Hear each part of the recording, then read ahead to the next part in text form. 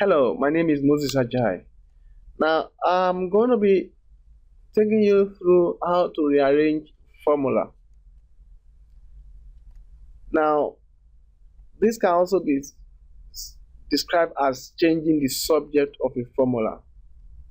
Now, there are two common scenarios. The first one is when the subject appears once, and the second scenario will be when the subject appears more than once. For example, you can have subject in two places within the expression on the left hand side or four places within the expression on the right hand side. So you need to look at how do we solve this type of a problem. I think we'll go with the first one when the subject appear once. Now this is a typical example. Now our subject here at the moment, as you could see in this formula, is Q, and our subject of interest might be to make M the subject of the formula, or to make C the subject of the formula, or to make T2 the subject of the formula, or T1 the subject of the formula. Now this particular formula is what you will be using later on in your program. And what Q is standing for is the quantity of it supplied or removed from the material, such as food, and the M is the mass of the material, and C is the specific heat capacity of the material. T2 is the final temperature of the material, while T1 is the initial temperature of the material. Now, our subject of interest might be to make T1 the subject of the formula. It might be to make T2 the subject of the formula. It might be to make C the subject of the formula. It might be to make M the subject of the formula. What you need to do is to make sure that you follow the steps, you solve the problem step by steps. Now, let's look at how we're going to solve this problem. Now, we've said we want to make T1 the subject of the formula.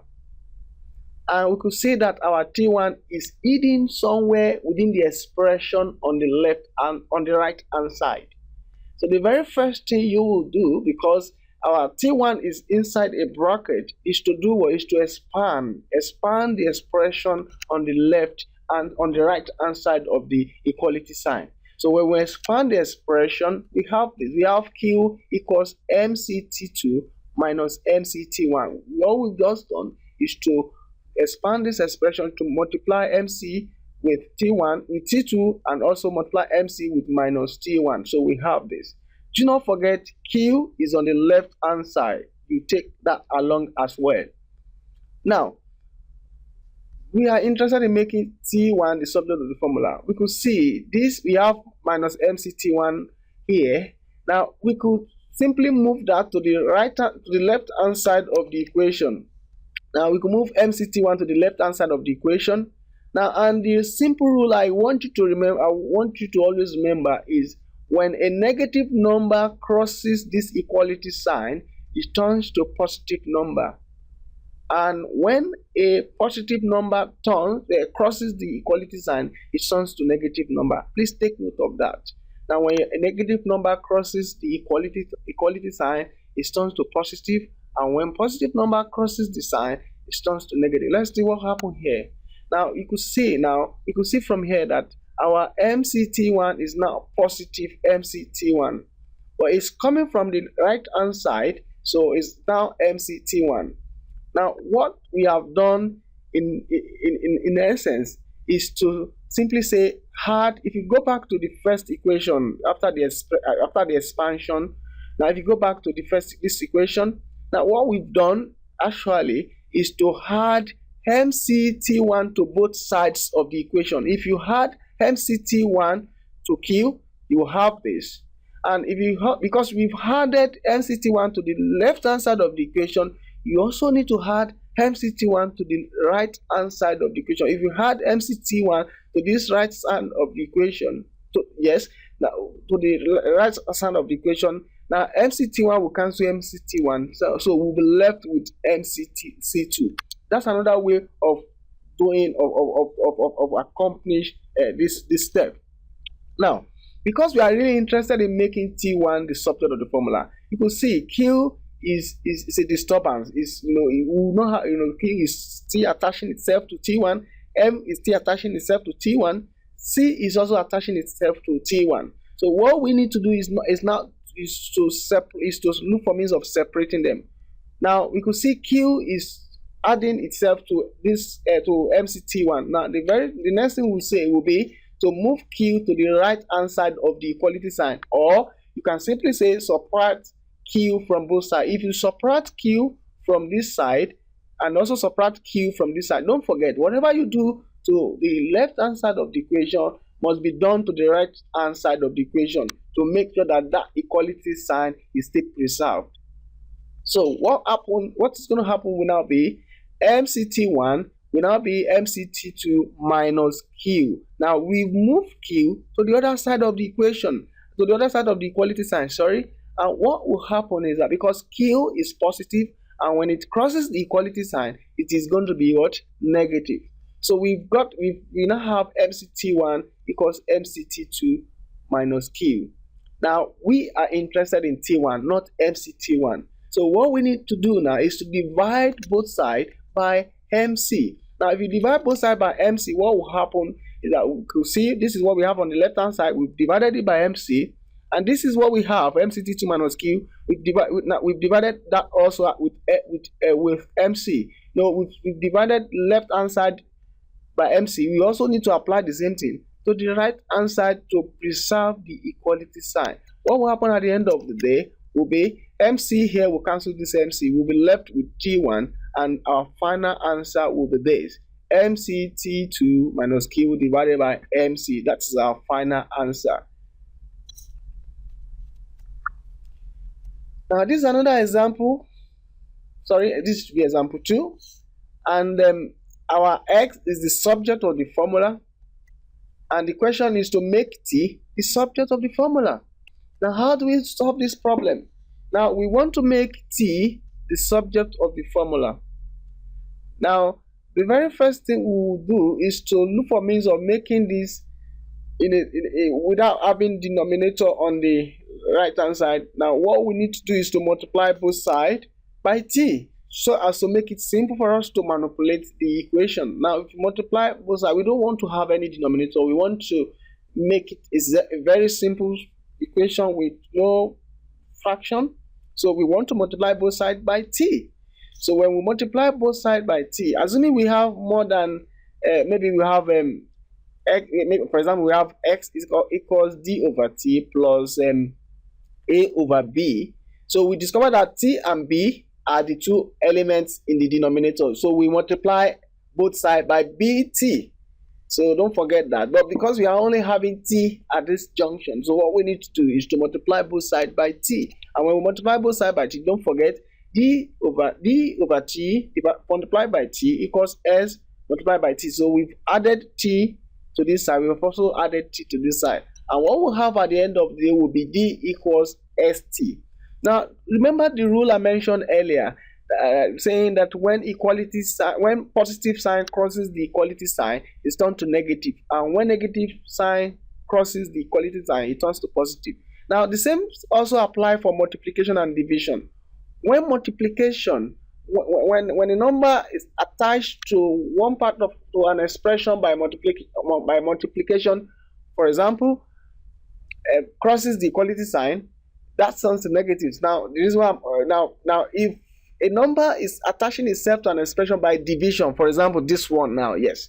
Now, if it crosses the equality sign, it turns to multiplication. You could see we have D equals ST. What that means is that somebody can say cross multiply. There are so many ways of solving this problem, so many ways of solving mathematical problems. So I'm just trying to explain what you can easily remember. So try and choose your approach. Now I'm just trying to explain this in another approach. Now somebody can say, yes, Moses, you could simply cross multiply. You have ST equals D. That is fine and perfect. Somebody could say, yes, I seem not to understand what that means. So in this approach, we've said multiply both sides by T, which is going to give us the same answer as cross multiply. And if you remember the rule of multiplication sign crossing the equality sign is turned to division, and division sign crosses the equality sign is turned to multiplication. That's another method of doing it. Look at it. This is division here. T here is a division at this junction. But now when it crosses the equality sign, it turns to multiplication. You could see ST. So it was under D before, but when it crosses the equality sign to join X, it joins S with a multiplication sign. That's just trying to explain how you could do that. But don't forget, our interest is to make T the subject of the formula. So what we need now to do is to divide both sides by X so that we can have our T to be alone. We want to make our T to be alone. So divide both sides by S. When you divide both sides by S, remember, left hand side divided by S, right hand side divided by S. So what we have at the end of the day is D over X equals T, because this S will cancel this S. So our T will be alone. And it's always good to ensure that your subject is to the left. So our T will eventually be D over S. Okay. Now, another example is Y equals MC plus C. Now, Y is the subject of the formula, and our interest is to make X the subject of the formula. Now, several ways of doing this. Now, let's use this approach. Now, this approach is saying subtract C from both sides. We want to make C we want to detach C from that element. We want to make it more visible. We want to make our X more visible. So the very first element that will go is C. So you can see from here, our C is being attached to MC with plus sign. So we want to get rid of it by actually subtracting it from both sides. When you do that, when you subtract C from both sides, you have Y minus C equals MX plus C minus C. So C minus C will be 0. So we have MS alone. Now we have Y minus C equals MC. Now don't forget, our interest is to make X the subject of the formula.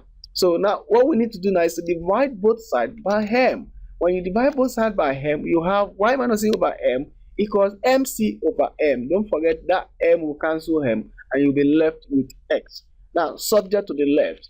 Now you have your X equals Y minus C over M. Now this is another example. Now the subject, we want to make R the subject of the formula. Now, in order to, I said earlier that you want to make it simple, we want to eliminate the denominators, and the very first thing you want to do to get rid of this 3 is to multiply both sides by 3. When you multiply both sides by 3, it will be V multiplied by 3. Now, everything you have on the right hand side multiplied by 3. Then at the end of the day, you have 3V equals pi R square H. So it's becoming more easy for us to understand. It's easier now for us to understand. Now you can see this is 3V equals pi R square H. Now the next thing we want to do is to look for what other things disturbing our R. We could see pi is disturbing my R, and H is also disturbing my R, and square is also disturbing my R. But we need to get rid of this one after the other. Now the next thing we want to get rid of is pi and H, not the square. It's pi and H first, because the bond between R and this square is higher than the bond between R and pi and H. So you could say that the bond between between R and this square is higher than the bond between R and H and pi. So we want to get rid of pi H first. So what we need to do now is to divide both sides by pi H. When you divide both sides by pi H, you will have 3V over pi H equals pi R square over pi H. Now, at the end of the day, we have 3V over pi H equals R square. Now, we are now very close to the answer. The question says make R the subject of the formula, not R square. Now, to get our R from R square is to do what? To find the square root of both sides. Now, when you find the square root of both sides, what we'll have is square root of everything we have on the left hand side. The square root of R square is R. Then taking your subject to the left, you have your R to be square root of 3V over pi H. Okay. Now, when you have a scenario when subject appears twice, no more than once, for example, now we have a subject appearing twice. Now the question now is make A the subject of the formula. Now you could see A is here. A is also here. We have A at this end. We also have A at this end. Now we want to make A the subject of the formula. Now, what you need to do is to take all the elements, all the expressions that contain that subject of interest to one side of the equation, and it's always good to take it to the left hand side of the equation. Look for ways of doing this. Now, for example, if I want to take my minus 7a to the left hand side of the equation, all I need to do is to add 7a to both sides. If I add 7a to both sides, what will happen will be, let's look at what happened. Tya plus 7a equals t minus 7a plus 7a. Now you can see now that this will get rid of my 7a minus 7a that I have it. Now this is different. This is a different approach compared to what we used earlier. Now earlier we said we could take 7a to this end to cross the equality sign, and when minus 7a crosses the equality sign, it's going to be plus at this end. Let's look at what happened. Let's look at what happened now. Now this is going to be ta plus 7a equals t, which is when we follow the same procedures that I suggested earlier. That is taking minus 7a to cross the equality sign. That will be plus 7a. That will be equals to, you are left with t on the right hand side of the equation. So which is the same thing you get when you add 7a to both sides. Now 7a has been added to this side, and we need to add 7a to this side. So when 7a is added to this side, you have plus 7a minus 7a. That will be 0. Then you are left with t, and that is what we have on the right hand side of the equation. Now, because we are interested in making a the subject of the formula, what we need to do now, you see a is here, a is a. We need to factor out our a. When you factor out your a, you'll be left with a into bracket ty plus 7 equals t. Now, we have this. Now, we can see that our a is not coming out. Now, to get rid of what is disturbing a, what is attaching itself to a is ty plus 7. We now need to divide both sides by ty plus 7. When you divide both sides by ty plus 7, ty plus 7 will cancel this. This one will cancel this. You'll be left with a equals t over ty plus 7. I hope you understand this explanation. In this lecture, we've covered rearranging formula, or we can call this changing the subject of the formula. And if you have any question, please do not hesitate to contact me via email. Thank you.